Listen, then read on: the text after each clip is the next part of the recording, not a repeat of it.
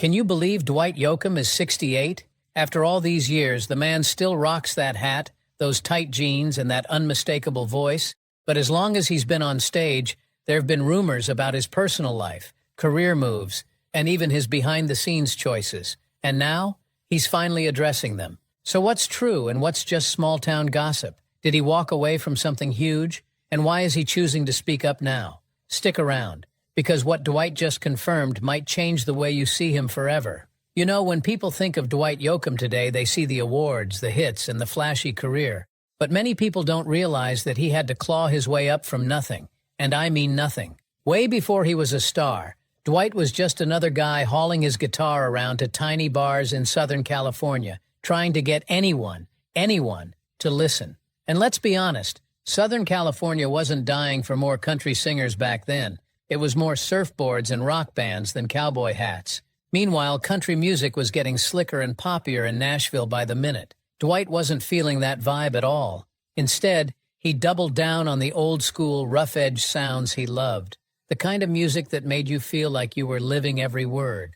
Sure, it meant he didn't get booked as easily, but it also meant when people heard him, they remembered him.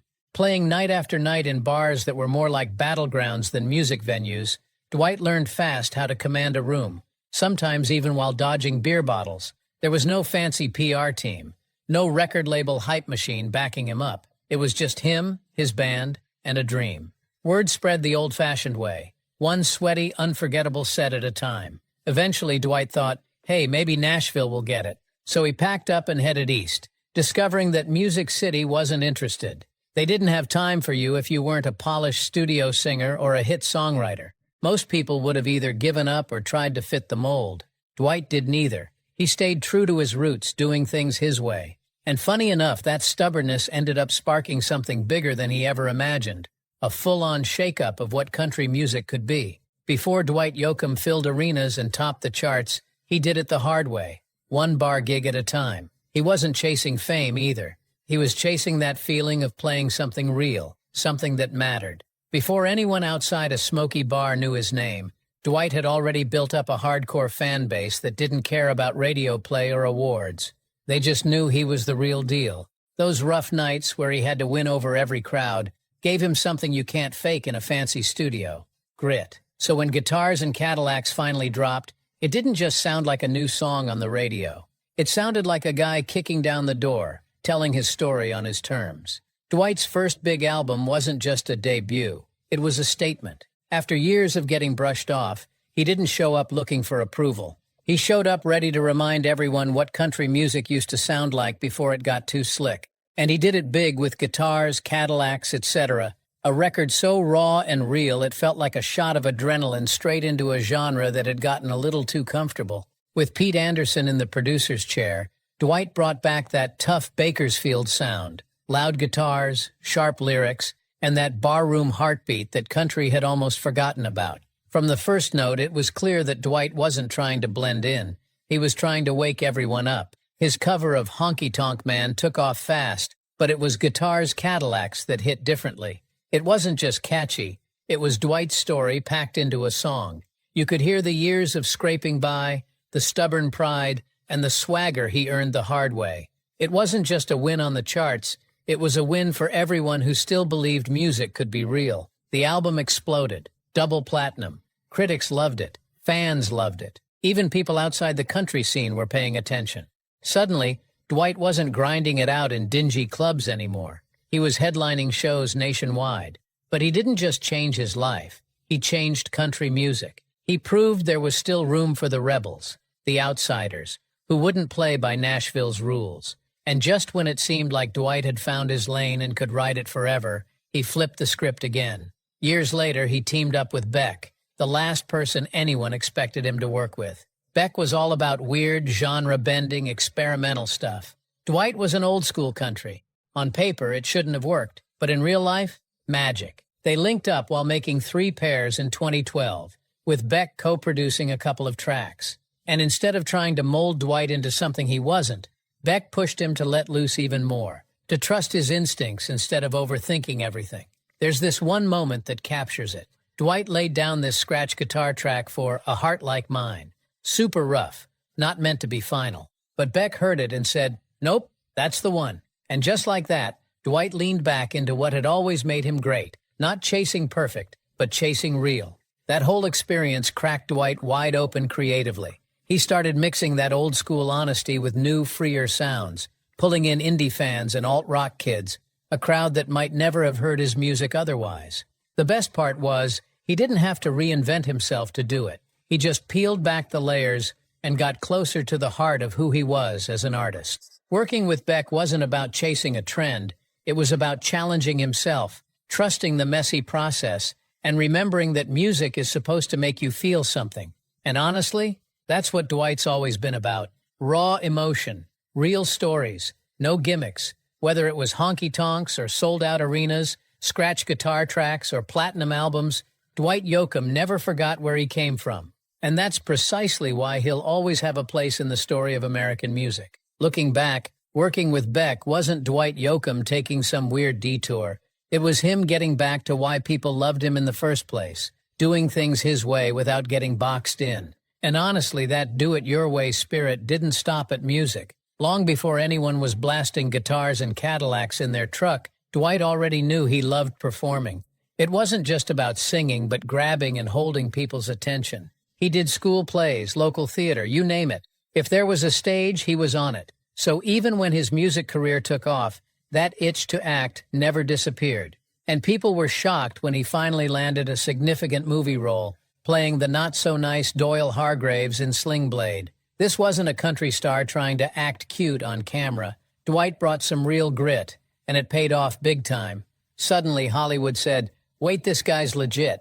After that, he wasn't just a one-hit wonder in the movie world either. He kept appearing in gritty films like Panic Room and Crank, and even on TV shows like Under the Dome and Wilfred. And he wasn't trying to be flashy every time. He just brought that raw, honest vibe that made his music so good. But acting didn't pull him away from his music. It just gave him another way to tell stories. It has the same heart and grit, just a different kind of stage. Dwight didn't jump from country music to acting. He stretched out a little, proving that real talent doesn't have to fit into just one box. Moving on, the way Dwight threw himself into acting, it was the same way he wrote songs, full on, and from the gut. He didn't just memorize lines or fake emotions. He'd think about what made each character tick, what scared them, broke their heart, and kept them going. To him, acting and songwriting weren't all that different. They both had a rhythm, an emotional beat you had to tap into if you wanted people to feel something.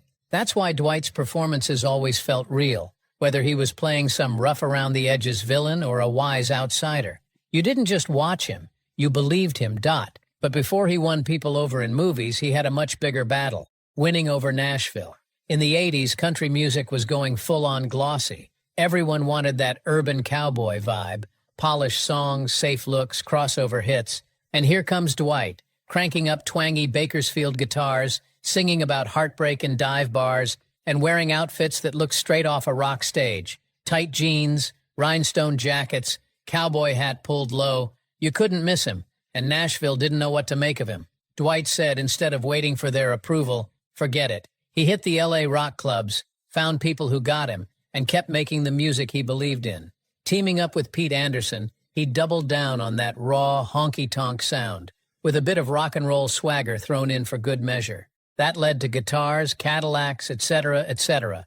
A record so good, it forced everyone to sit up and pay attention, even the ones who'd written him off. The best part was Dwight didn't change for Nashville. Nashville had to change for him. Because he remained stubborn, he opened a space for other artists who didn't fit the usual mold. Looking back, he didn't just break into the system, he helped remake it. As great as Dwight and Pete Anderson were together, that kind of magic doesn't always last. They had a good run. Pete's guitar and production helped Dwight find his sound. Without him, we might not have guitars, Cadillacs, etc., or this time, those albums defined Dwight's career. But eventually, things got rocky. Around the early 2000s, it wasn't all smiles and handshakes anymore. Then, in 2004, boom, Pete hit Dwight with a lawsuit, saying Dwight bailed on many concerts and left him financially holding the bag. Pete had already poured his money into prepping for those shows, so it got ugly. They ended up settling out of court, no big public blowout, But let's be real, that kind of thing leaves scars. After the split, Dwight started producing his stuff. He kept that creative freedom he craved, but the sound was never precisely the same without Pete. Still, even after all that drama, most fans look back at their run together like, man, that was the peak, Dwight. It was real, it was gritty, and it's still inspiring artists today. But Dwight's battles weren't over yet.